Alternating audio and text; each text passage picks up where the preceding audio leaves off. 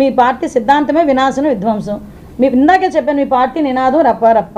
ఇంకెందుకు మాట్లాడితే పార్టీ గుర్తు కూడా మార్చేయి. ఎందుకంటే నీ కార్యకర్తలందరూ రోడ్ల మీదకి వచ్చి గొడ్డలు పట్టుకుని కత్తులు పట్టుకుని తిరుగుతున్నారు కదా. ఎవడో ఫ్యాన్ పట్టుకోవట్లే, ఎవడో ఫ్యాన్ చూపించట్లే. ప్రతి ఒక్కడు గొడ్డలు పట్టుకోవడం అదేదో హీరోయిజం లాగా, ప్రతి ఒక్కడు కత్తి పట్టుకోవడమే అదేదో హీరోయిజం లాగా. ఎంత కేకిని ఎంత పెద్ద కత్తితో వస్తారు, అది కూడా ఇంట్లో కోసుకోరు, రోడ్ల మధ్యలోకి వస్తారు. ఇంకొకడు వస్తాడు, గొడ్డలు పట్టుకుంటాడు, మేకను తెస్తాడు.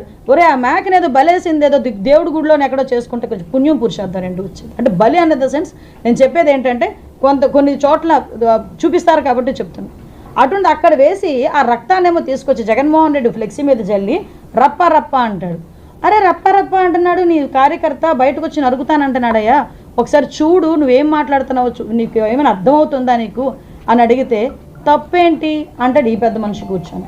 అంటే ఒక రాజకీయ నాయకుడు పొజిషన్లో ఉండి ఒక ప్రజల్ని కానీ యువతని కానీ మంచి దారిలో పెట్టాలనుకున్న పరిస్థితి నుంచి ఈరోజు రప్పా రప్పా రాజకీయం చేసే పరిస్థితికి ఈరోజు జగన్మోహన్ రెడ్డి దిగజారిపోయాడా?